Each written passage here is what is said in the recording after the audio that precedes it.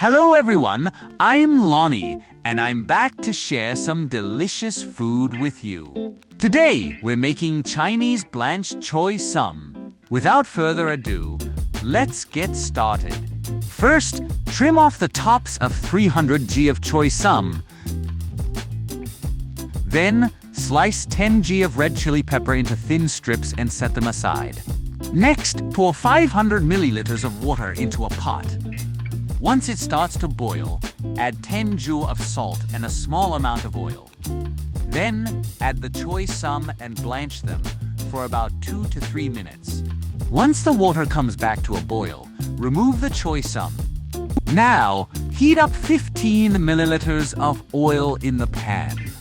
Finally, garnish with the red chili strips for a pop of color. Then drizzle the hot oil over the top and add 15 milliliters of steamed fish soy sauce. Wow! It's ready to serve. Friends, you must try our Chinese Blanched Choy Sum. If you like this video, don't forget to let me know. If you find it helpful, please like and share. Thank you all for watching. Until next time.